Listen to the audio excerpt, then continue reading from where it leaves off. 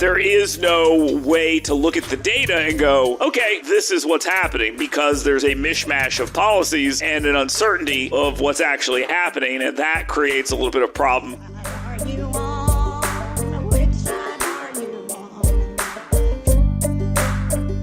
Phil Jackson here with you. Thank you very much for joining us. We're going to switch gears here pretty violently here, and we are going to check in with Jacob Morrison. You know him from the Valley Labor Report, 9:30 to 11 right here on WVNN, all over the country too.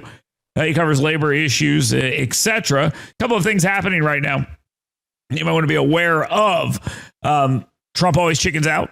The tariffs, remember, he has said, no, 90-day pause, 90-day pause. Man, if the left were any good at memeing, and they didn't call it the taco thing, and they just said Trump always chickens out, they probably would have been better off.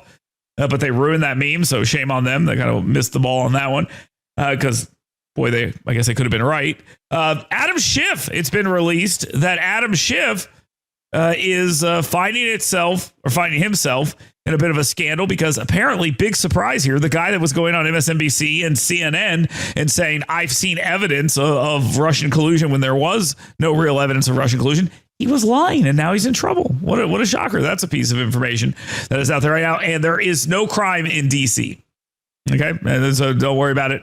But Donald Trump sitting in the National Guard is going to create crime in D.C. It's very interesting, the world in which we are living in. Jacob Morrison is here with us. Let's get back to him on one of those issues. Jacob, let's talk about the tariffs. Now, again, we have this conversation all the time. Unions traditionally like tariffs because it helps create jobs inside the United States by raising the cost of foreign goods, then making it more important to make things inside the United States. Apple recently, I think, upped their commitment to $600 billion for iPhones and Apple Watches and stuff like that, and how they're going to build them here in the United States. That he presented Donald Trump with like a gold iPhone base or something. I don't know. These guys, just optics are weird. But Trump always chickens out. The Chinese tariffs got kicked back. Got to have some mixed feelings on that one, huh, Jacob? It's frustrating, and I think that, you know, the thing that I've really landed on over the last month is that I think that the inconsistency and the lack of stability is almost... It probably is just as much damaging as either having tariffs or not having tariffs. You know, I mean, like everything, there are pros and cons that, you know, folks on either side of an issue really don't want to acknowledge. But there are pros to tariffs. You know, on kind of the labor front, it's going to create jobs and incentivize things like that. And, you know, there are cons to tariffs, which are that it increased the cost of doing business and it's going to make things cost more. And, you know, I think at a certain point, knowing what the business landscape is going to be better for for both workers and businesses than this constant, like, are we going to, or are we not going to? Mm-hmm. And I think, you know, that we've been seeing some of that in the reporting about some business hesitancy to make investment decisions. And that may be part of the reason for the, you know, less than exciting job numbers. Hey, 5 seconds. Just wanted to say that this is only possible because of our donors. If you want to see more of this, then consider donating yourself at tvlr.fm/donate. No, I think you're right about that. I think it's exactly right. Uncertainty is a bitch. I mean, that's the truth. And you have all these issues you have to deal with when you don't know exactly what the next step's going to be for your business. And I think a lot of people are very concerned about what they don't know in these situations. And another 90-day pause. I said this from the very beginning: do or do not. I mean, that's what they should have done. And I think we'd be further along in this conversation if Trump had just if he wanted to do tariffs, if he just would have pulled the Band-Aid off and said, do tariffs. But now we have all this stuff going on. There's some tariffs, but not tariffs. You know, he's collecting a bunch of money because there are tariffs. Of course, that is being paid by the businesses and the taxpayers, businesses and consumers. I guess we have probably a better way to say that.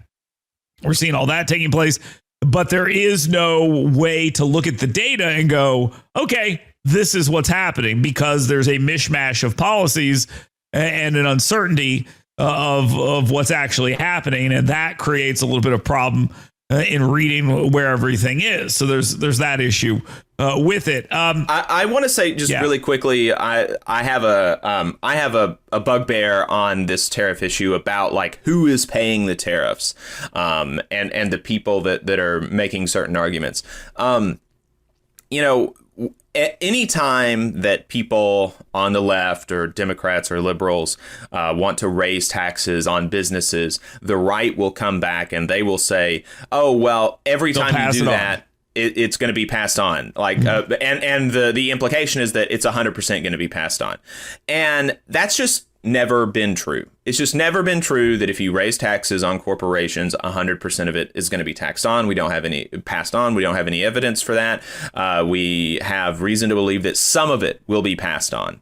And it's exactly the same with this tariffs. Like, we have no reason to believe that companies are going to pass on 100% of the tariffs. And we have no reason to believe that most companies even need to pass on 100% of the tariffs.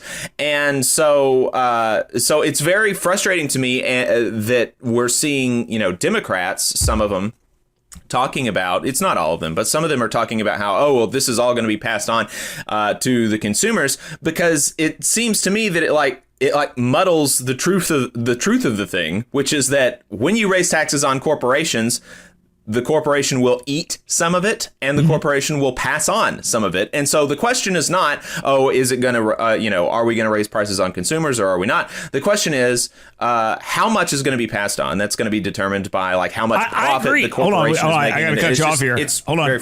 We got some time issues. I agree with you completely. And I've said this over the last couple of weeks. I said, it's funny to watch Republicans and Democrats kind of switch sides on this, depending on what the issue is. And I said to lawmakers in Alabama over the overtime tax cut thing, I said, you guys need to decide right now. If tax cuts generate revenue or not. Which do you actually believe? And same thing with this. You've got to decide which you actually believe. Do when you raise taxes, whether it's a tariff or a straight up tax, does the company eat it or do they not? Or is it a mixed bag? I think you're right. It's a mixed bag. I agree with that. I agree with that. Taxes increase costs on consumers. Tariffs increase costs on consumers. That's my take. And not the exact amount, but I think it does. You just saw a clip from the Valley Labor Report. We are live every Saturday morning from 9:30 a.m. till 12:30 p.m. And we pride ourselves on keeping all of our content free to everybody so that we can talk to as many working folks as possible. If you support the work that we're doing, you think that it's important, you think that it's good, then consider making a monthly contribution to the project, and you can do that on our website, tvlr.fm.